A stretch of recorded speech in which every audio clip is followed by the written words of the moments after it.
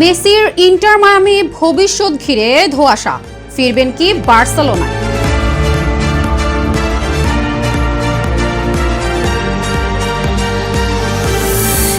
কিয়েভে drone হামলার record রাশিয়ার।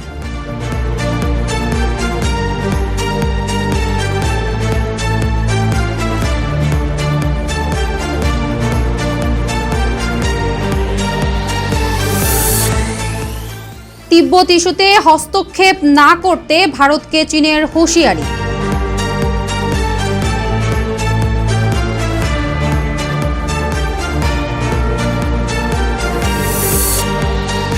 এবং ইরান সিরিয়া নিয়ে রাশিয়ার সঙ্গে গোপন আলোচনা ইসরায়েলের।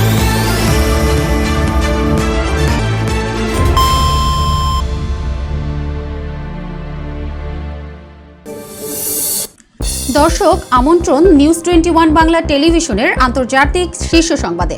সাথে রয়েছে আমি আলপনা খানম। জানিয়ে দিব আজকের শীর্ষ সব সংবাদগুলো।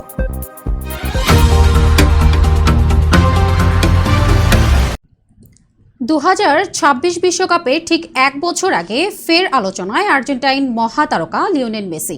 মেসির ক্লাব ইন্টার মায়ামি সদ্যই ফিফা ক্লাব বিশ্বকাপ থেকে বিদায় নিয়েছেন। এবার মায়ামি থেকে বিদায়ের পরিকল্পনা করছেন দলটির সবচেয়ে বড় তারকা মেসিও, তবে তা সাময়িকভাবে। বিস্তারিত ডেস্ক রিপোর্টে। 2026 বিশ্বকাপে ঠিক এক বছর আগে ফের আলোচনায় আর্জেন্টাইন মহাতারকা লিওনেল মেসি। মেসির ক্লাব ইন্টার মায়ামি সদ্যই ফিফা ক্লাব বিশ্বকাপ থেকে বিদায় নিয়েছে। এবার মায়ামি থেকে বিদায়ের পরিকল্পনা করছেন দলটির সবচেয়ে বড় তারকা মেসিও, তবে তা সাময়িকভাবে। বিশ্বকাপে নিজেকে সেরা ছন্দে রাখতে হলে মেসির দরকার নিয়মিত প্রতিযোগিতামূলক ফুটবল, আর সেই কারণে মায়ামি ছেড়ে লোনে ইউরোপে ফিরতে পারেন মেসি, এমনটাই জানিয়েছেন আর্জেন্টাইন সাংবাদিক গোস্তন এদোর।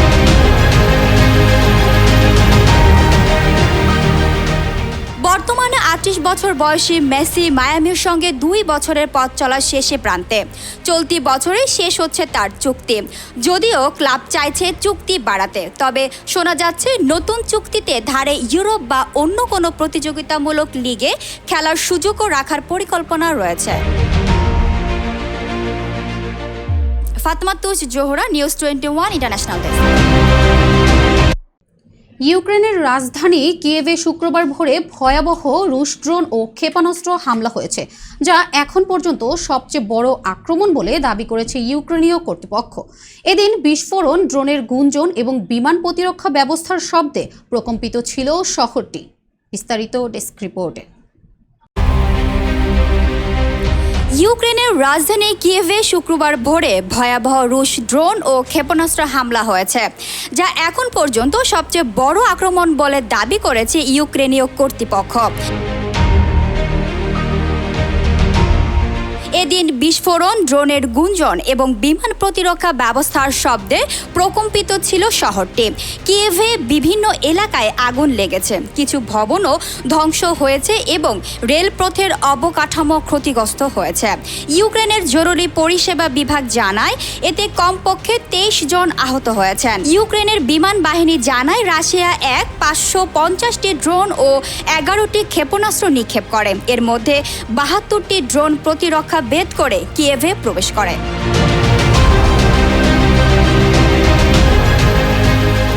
বিশেষ করে মার্কিন অস্ত্র সহায়তা নিয়ে, যা সম্প্রতি কিছু ক্ষেত্রে স্থগিত হয়েছে। ট্রাম্প বলেন, আমরা অস্ত্র সরবরাহ বন্ধ করিনি, তবে কমিয়ে দিয়েছি।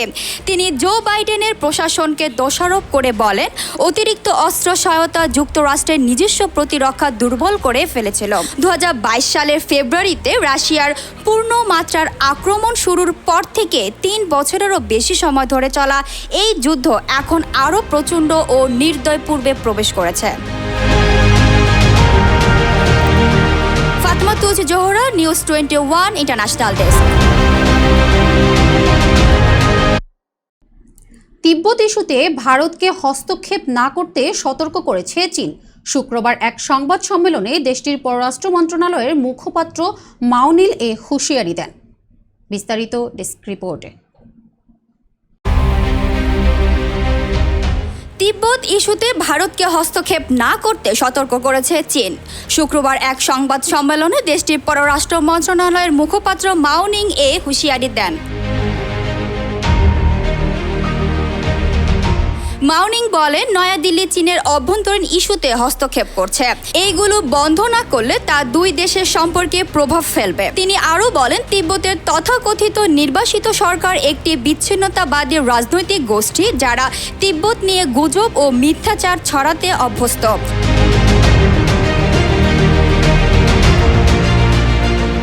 তাদের কোনো বিশ্বাসযোগ্যতা নেই। আমরা আশা করি নয়াদিল্লি তিব্বত ইস্যুতে বিচক্ষণতার পরিচয় দিয়ে চীনের অভ্যন্তরীণ বিষয়ে হস্তক্ষেপ বন্ধ করবে, যাতে এটি চীন ভারত সম্পর্কে প্রভাব ফেলতে না পারে। Fatema Tuz Zohra, news 21 international desk. Iran ও সিরিয়া ইস্যুতে রাশিয়ার সঙ্গে গোপন আলোচনা করেছে ইসরায়েল। ইরানের সঙ্গে সংঘাতের পর যুদ্ধবিরতির ফাঁকে কূটনৈতিক তৎপরতাও জোরদার করেছে ইহুদিবাদী এই দেশটি। বিস্তারিত ডেস্ক রিপোর্টে। ইরান ও সিরিয়া ইস্যুতে রাশিয়ার সঙ্গে গোপন আলোচনা করেছে ইসরায়েল। ইরানের সঙ্গে সংঘাতের পর যুদ্ধবিরতির ফাঁকে কূটনৈতিক তৎপরতাও জোরদার করেছে ইহুদিবাদী এই দেশটি। ইসরায়েলি গণমাধ্যমের বরাতে এই তথ্য সামনে এসেছে। বৃহস্পতিবার এক প্রতিবেদনে এই তথ্য জানিয়েছে বার্তা সংস্থা আনাদোলো। বার্তা সংস্থাটি বলেছে, ইসরায়েল ও রাশিয়ার মধ্যে ইরান ও সিরিয়াকে ঘিরে গোপন আলোচনা চলছে বলে দাবি করেছে ইসরায়েলের সরকারি সম্প্রচারণ মাধ্যম কান।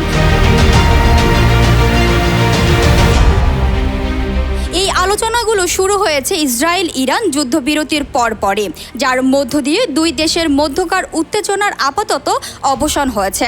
এদিকে যুদ্ধবিরতির পর ইসরায়েল আবারও আব্রাহাম অ্যাকর্ডস বা আরব দেশগুলোর সঙ্গে স্বাভাবিককরণ চুক্তিগুলো সম্প্রসারণের বিষয়ে আলোচনা শুরু করেছে। এই চুক্তির আওতায় অতীতে কয়েকটি আরব দেশের সঙ্গে কূটনৈতিক সম্পর্ক স্থাপন করেছে ইসরায়েল।